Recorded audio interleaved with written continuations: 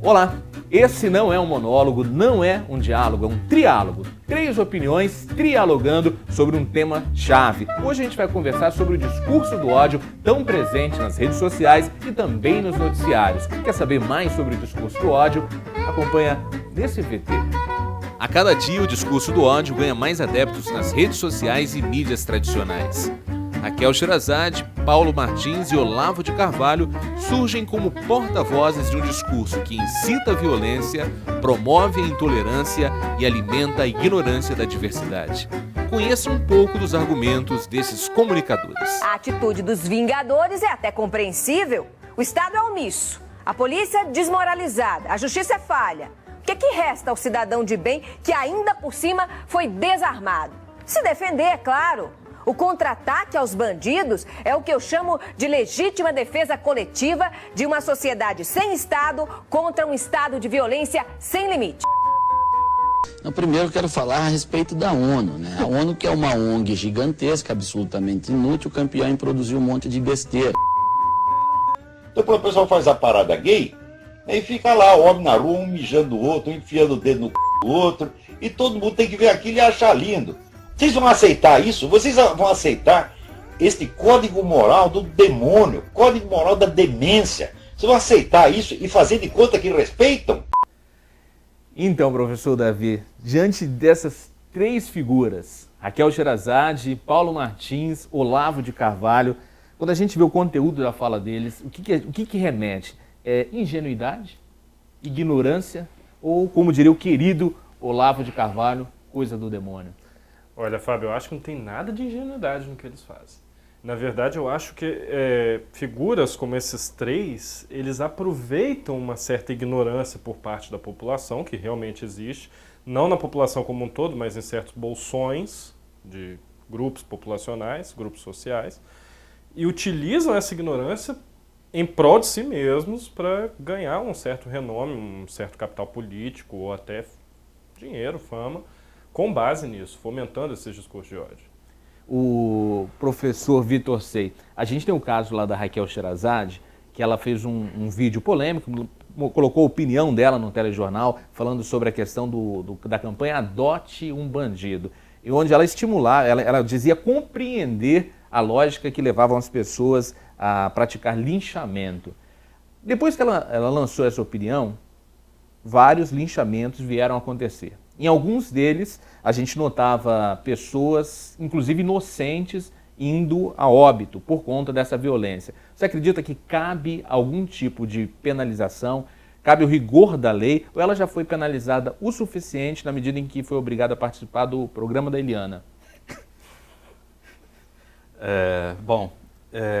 Ela não foi penalizada porque ela descumpriu diversas leis, diversas normas. Uma delas é o Estatuto da Criança e do Adolescente, aquele rapaz que foi amarrado no poste, parece que ele era menor de idade.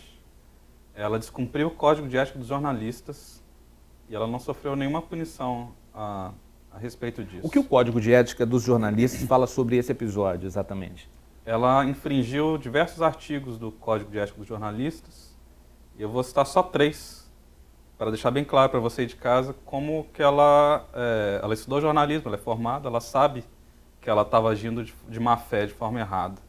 Como a minha memória falha, eu trouxe uma cola aqui. Eu vou ler 3 artigos curtos para vocês. Então, Código de Ética do Jornalista Brasileiro. Artigo 6º. É dever do jornalista defender os princípios constitucionais e legais, base do Estado Democrático de Direito. Ela infringiu as leis do Brasil porque o que ela fez foi apologia ao crime. Apologia ao crime é um crime também. O artigo 7º, o jornalista não pode usar o jornalismo para incitar a violência, a intolerância, o arbítrio e o crime. O que ela fez foi incitar a violência, o arbítrio e o crime. Então ela infringiu outro código. E o artigo 12º, o jornalista deve tratar com respeito todas as pessoas mencionadas nas informações que divulgar. O rapaz lá suspeito de crime, então também deve ser tratado com respeito. E não ser chamado de bandido, até porque a Sherazade é apenas uma jornalista, ela deve informar o que aconteceu e não julgar se ele é culpado ou se ele é inocente. Quem vai julgar é a justiça. E não quem vai condenar também, não é? Não o caso do jornalista no episódio que a gente viu no SBT, não é? Então, acho que ela deveria ser, sim, julgada como uma criminosa, porque ela infringiu diversas leis.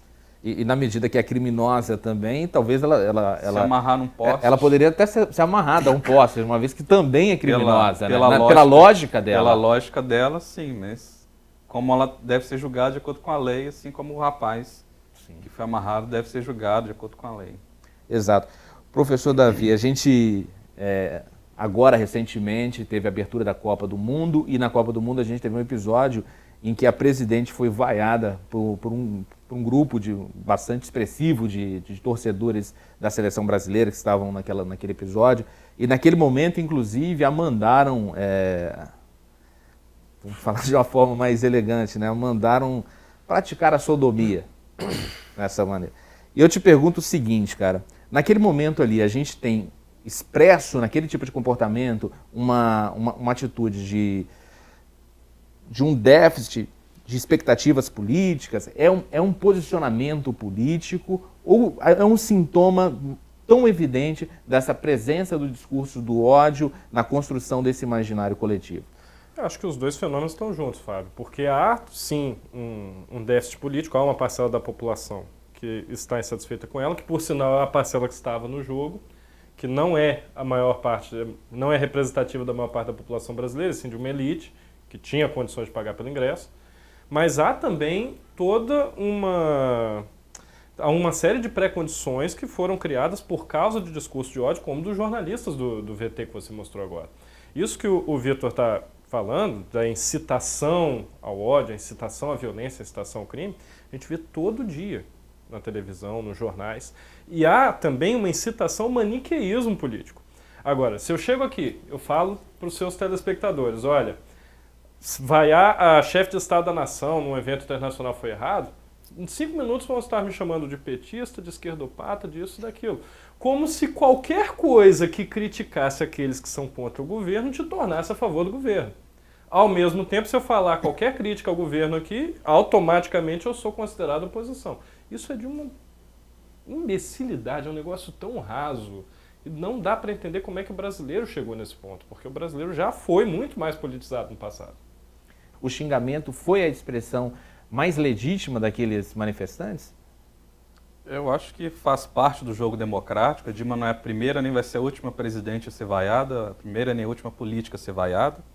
Agora, qual o propósito daquela ofensa, daquele xingamento? Por que eles estão xingando a presidente da República? Isso aí não ficou claro em nenhuma discussão que eu vi na internet. Por quê? Qual é o motivo de raiva contra o presidente? O que ela fez de tão errado para as pessoas ficarem com ódio e ofendê-la num evento público internacional? Além da falta de respeito, mas qual é o propósito desse xingamento? E quando a gente analisa a construção do discurso do Olavo de Carvalho, por exemplo, ele é muito baseado numa retórica do xingamento. Olha, eu tenho dificuldade de falar do Olavo de Carvalho, porque, sinceramente, eu acho que quanto mais a gente fala dele, mais ibope a gente dá para esse senhor. E ele não merece ibope.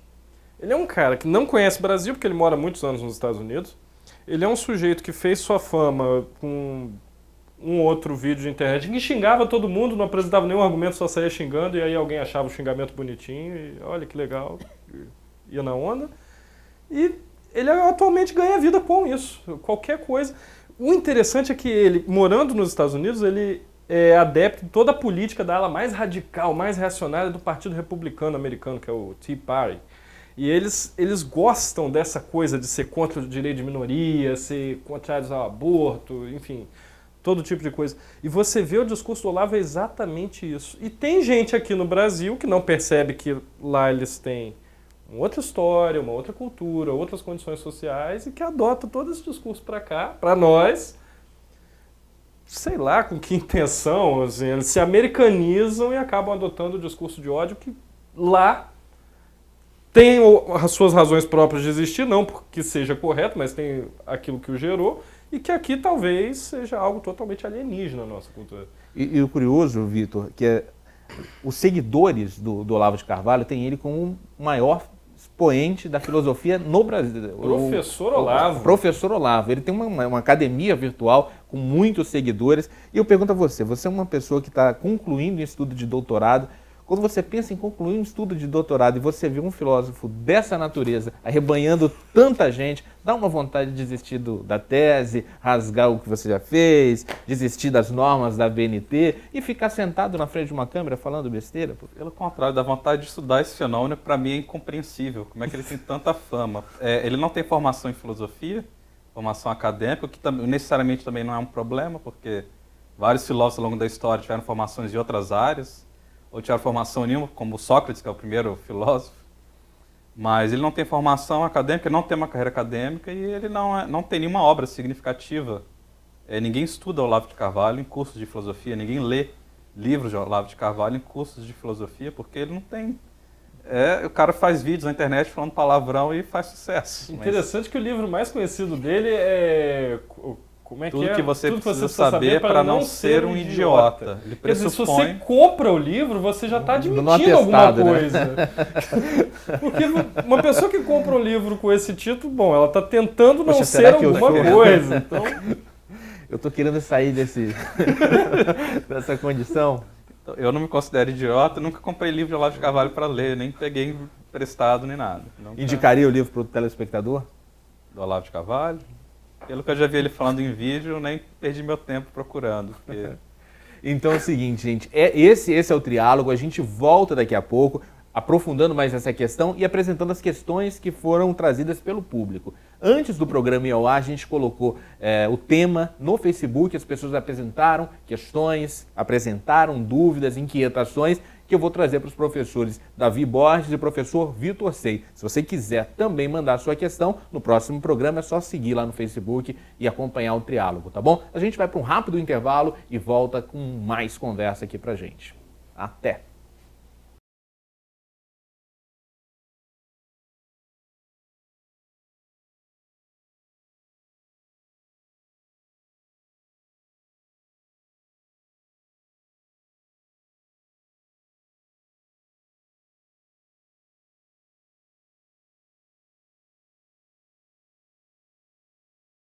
Estamos de volta com o Triálogo, que hoje está conversando sobre a ampliação do discurso do ódio na TV e também nas redes sociais. Para a gente ampliar essa conversa, aprofundar nessa conversa, eu trouxe o professor Davi Borges e também o professor Vitor Sei. Nesse bloco eu tenho a participação do público que se manifestou pelo Facebook, trouxe as questões que agora eu repasso para os meus convidados. Na próxima semana você pode trazer a sua questão também, só mandar pelo Facebook para a gente, tá bom? Deixa eu pegar aqui as opiniões que chegaram e olha só, Daniara Corona, de Colatina, ela está perguntando o seguinte, se os portadores do discurso do ódio, na verdade, estão trazendo à tona uma necessidade de justiça ou de vingança? Eu vejo como há realmente uma necessidade de justiça, mas o que eles propõem é uma vingança. Como que a gente poderia diferenciar isso para o público, as fronteiras entre justiça e vingança? Vingança é quando alguém me faz algum mal e eu sigo a máxima olho por olho, dente por dente. Ou até pior, né? O cara me rouba, eu vou lá e mato o sujeito. A pessoa me faz algum mal, eu retribuo com outro mal para me vingar, para me vingar sem nenhum motivo racional. Justiça, a pessoa comete um crime, ela vai ser julgada de acordo com a lei, se for o caso, ela vai ser condenada. De acordo com a lei, com o juiz, com advogados. O que esses jornalistas propõem, como o caso da Sherazade lá do rapaz amarrado no poste, aquilo é justiça com as próprias mãos. Justiça com as próprias mãos não é justiça, é vingança. E valendo até lembrar que não só ela, né? Se a gente analisar os programas policiais de maneira geral, tanto o Marcelo Rezende, frequentemente ele tem um discurso semelhante, assim como o José Luiz da Atena também trabalham com essa mesma lógica de vingança e é até uma atividade criminosa, né? Essa incitação a um linchamento, a pena de morte, a exclusão total dessas pessoas, como se não fossem passíveis de recuperação. Mas vende. É por isso que eles fazem essa incitação, porque rende audiência para eles, se rende audiência, eles ganham dinheiro com os anunciantes do programa que estão procurando lá o share da emissora, ou a quantidade de pontos de ibope que eles têm. Eles só fazem esse tipo de discurso porque há uma demanda para isso. O bizarro não é que a televisão é horrível e tal, e é isso que o telespectador está vendo. O bizarro é que é aquilo que o telespectador quer ver. É esse discurso de ódio e violência. Como o meu colega falou, não é justiça, é vingança, mas tem também um outro termo que está inserido no meio, que é a pena. As pessoas pensam que a pena, penalizar o outro, é fazer justiça, quando na verdade pode ser também entrar no âmbito da vingança. Então, muitas vezes consideram que meramente penalizar alguém por fazer algo ruim é a resolução de todos os problemas. Se fosse esse o caso, nenhum país que tenha, por exemplo, pena de morte, ele teria criminosos. A lógica, por exemplo, também da questão da redução da maioridade penal, né? Fala bem assim, porque os menores estão matando porque eles não são penalizados. Os maiores são penalizados e continuam matando. Então é uma lógica que não se sustenta. Eu penso que reduzir a maioridade penal não vai reduzir violência. O Brasil é uma sociedade extremamente violenta. Assaltos, roubos, furtos são apenas consequências de uma violência estrutural da sociedade, que é extremamente desigual. A miséria é uma forma de violência. O trabalhador que pega um ônibus lotado todo dia é uma forma de violência, ele está sendo humilhado ali todos os dias. A pessoa passar fome, não ter dinheiro para comprar comida é uma forma de violência, não ter hospital, vai para o hospital, tem que ficar na fila, no corredor, morrendo, uma forma de violência. O que vai resolver acabar com a violência não é ter mais policial, ter mais punição, ter pena de morte ou reduzir a maioridade penal, é ter uma sociedade mais justa. Os países mais pacíficos, que você sai na rua sem preocupação, é onde tem menos desigualdade social, né? Onde tem mais polícia. Sim. Olha só, o Valmir Júnior de Erechim, no Rio Grande do Sul, ele fala o seguinte: a limpeza social pode ser uma explicação para a ampliação desse fenômeno do discurso do ódio atualmente?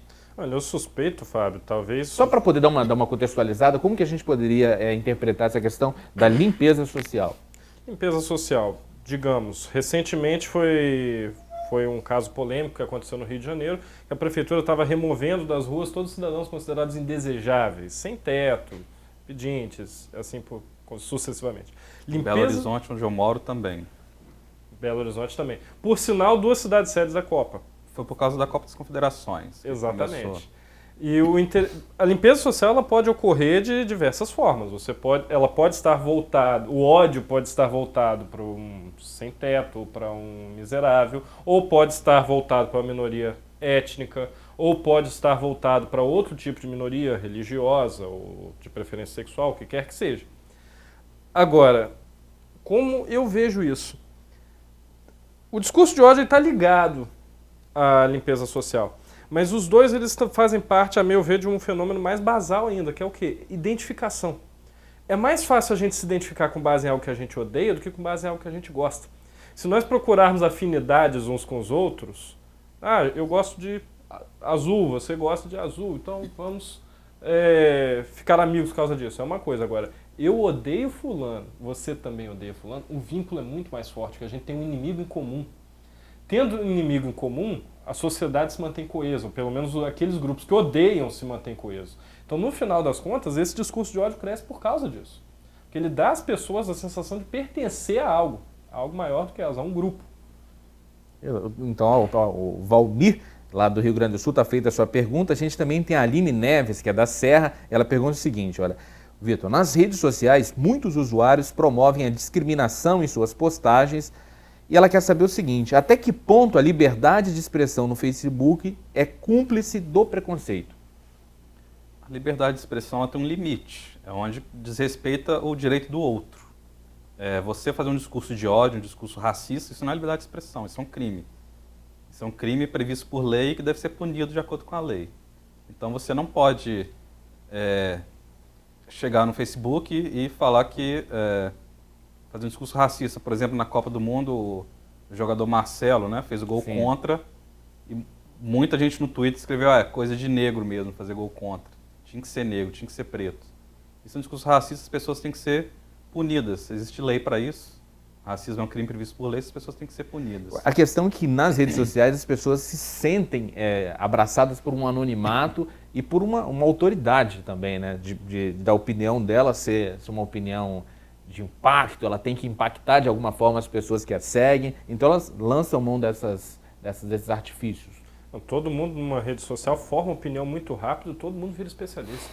Qualquer assunto. Sobre qualquer assunto. Eu posso falar alguma coisa agora sobre construção de aviões, eu nunca estudei engenharia na vida. Mas aí vão pensar, opa, o cara é formado em filosofia e tá sabendo o que ele tá falando. Não, Então, vai aparecer um para te contestar que talvez nunca viu um avião. Pois é. Tem outra pergunta aqui, olha só, do Tiago Lisboa, que é de São Bernardo do Campo. Ele pergunta o seguinte: na medida em que o jornalista abre mão da imparcialidade para se expressar ideologicamente, ele também não estaria abrindo mão da exigência do diploma de jornalismo para o exercício da função? Creio que não. Não há problema no jornalismo ser parcial. Todo jornalismo é parcial. Todo veículo de comunicação é posicionado de alguma forma. O problema está, bom, como o Vitor falou, em incitarem discurso de ódio, em efetivamente incorrer em crimes. E há também o segundo problema, que é que às vezes os posicionamentos não ficam claros. Muitas vezes a Mas não manipulação seria uma é muito questão, por sutil. exemplo, a opinião, ela não estaria presente no editorial e não na tradução da notícia? Sim, o ideal seria isso. Mas como é que você filtra? Na verdade, tem uma série de fatores aí que atravancam a discussão. Um deles é a população não saber filtrar aquilo que é informação supostamente neutra e aquilo que é já um viés do veículo de comunicação daquele que apresenta a notícia. Então, a população também tem que saber filtrar isso. Não é só jogar toda a responsabilidade para o veículo. Aquele que está recebendo a informação também tem responsabilidade. Ele tem responsabilidade com aquilo que é apresentado a ele, como ele vai absorver. Agora, tem uma série de outros fatores. Tem se debatido aí a regulamentação da mídia. Não sei se é o caso. Mas que há um problema quando alguém fala algo tão grave quanto a Raquel Sherazade, não é penalizado por isso, ou quando alguém dissemina ignorância como Olavo de Carvalho, ou aquele segundo Paulo cara, Martins. Paulo Martins. O Paulo Martins falar como é que a ONU é uma ONG. Gente, a ONU surge depois da Segunda Guerra Mundial por causa da Liga das Nações que tinha falhado. Quer dizer, o cara nem sabe do que ele está falando. Então, tem um problema aí. Tem um problema de você pegar um jornalista que é formado, Universidade Federal, diploma bonitão na parede e tal, botar ele em rede nacional, o cara falar uma asneira completa. O Silvio Percy, de Manguinhos, ele está perguntando o seguinte: se existe cura para os contaminados com o discurso do ódio? Eu acho que a cura começa pela educação. Você conhecer, para começar, conhecer as leis do país, ter boa vontade para respeitar essas leis e respeitar o direito do outro, se colocar na condição daquele que está sendo vítima do discurso de ódio, imaginar, pensar se fosse com você. Né? Manda pregar o rapaz, tipo a Sherazade, mandou pregar o rapaz lá no poste porque ele cometeu um crime, mas ela também cometeu um crime. E ela não se coloca nessa condição de criminosa, o discurso dela é um discurso criminoso. Ela não se imagina presa num poste. Então você gostaria de fazer acontecer isso com você? Acho que o racista ele não raciocina. A pessoa que tem preconceito, faz discurso de ódio, ela não raciocina, ela não tem autocrítica. Ela condena tudo a culpa do outro, né, o bem contra o mal, e ela não faz autocrítica. Maniqueísmo. Maniqueísmo. Exato. Essas foram as questões apresentadas pelo público para essa edição do programa. Você também pode mandar a sua questão. Próxima semana, fica atento no Facebook, a gente sempre lança o tema antes de vir gravar o programa para colher essas ideias. Foram questões interessantes. Foram ótimas. Foram ótimas. Ótimas Muito boas questões. perguntas. Melhores que a do apresentador, eu diria.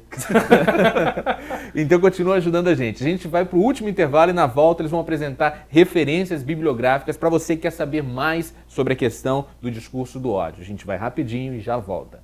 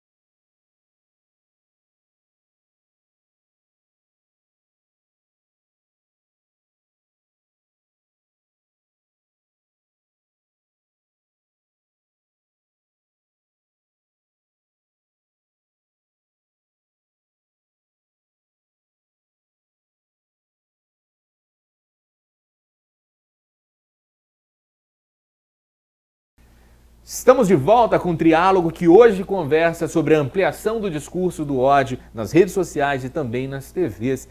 Temos dois especialistas aqui, o professor Davi Borges e também o professor Vitor Sei, e neste bloco eles vão apresentar referências bibliográficas para você que quer ler, se aprofundar sobre esse tema. Vitor Sei, o que você indica para a pessoa que está nos assistindo agora e queira saber um pouco mais sobre o tema que a gente conversou aqui? Olha, Fábio, tem um livro que é muito citado e pouco lido. A Bíblia. Também. Mas um livro brasileiro, do Sérgio Buarque de Holanda, historiador, Raízes do Brasil. Nesse livro tem um conceito que é muito utilizado de forma errada, que é o do homem cordial. Quando se fala homem cordial, que o brasileiro é cordial. Cordial aí não é que o brasileiro é bonzinho, gente boa. Cordial, a etimologia da palavra cor, é coração, é o homem que age com o coração e não com a razão. Ou seja, é o homem irracional. Ele age irracionalmente. O que é o discurso de violência? É um discurso irracional. Esse discurso de ódio é um discurso que vem dessa coisa da irracionalidade. Você age com emoção, você está com raiva porque você viu bandido e com essa raiva, com essa irracionalidade, você quer punição. E você não usa a razão, que seria a justiça, levar ele para a justiça e condenar. Então, Raízes do Brasil, existem várias edições, você pode até baixar na internet de graça. Obrigado, Vitor. Davi, o que você recomenda para o nosso telespectador? Que leitura? Olha, eu vou aproveitar o gancho que o Vitor lançou mais cedo sobre confundir injustiça com vingança e vou recomendar um livro do Michael Sandel, que é um professor de Harvard, Universidade Americana, que se chama Justiça, o que é fazer a coisa certa. Nesse livro ele discute o que é justiça, por que ela não pode ser confundida com vingança ou com penalização, ou com atingir o melhor para a maioria da população, enquanto uma minoria ficaria deixada de lado. Ele discute todas as diferentes concepções de justiça em vários momentos históricos. É um livro escrito em linguagem super simples, qualquer um consegue entender e vale a pena. Até o Olavo de Carvalho. Até o Olavo de Carvalho. Gente, então esse foi o Triálogo. Na próxima semana a gente tem mais um tema aqui. Eu quero agradecer muito, Davi. Muito obrigado pela participação, pelos esclarecimentos, por essa indicação de leitura. Quero contar novamente com você aqui, tá bom? Obrigado, Fábio. Obrigado, Vitor. Eu que agradeço o convite, agradeço a atenção de você de casa. Muito obrigado mesmo. Então, você quer sugerir algum tema, você pode mandar um e-mail para a gente, trialogonatv@gmail.com. Você apresenta seu tema e a gente pode trazer para uma conversa aqui com especialistas também. A gente volta na próxima semana com mais um tema. Tchau!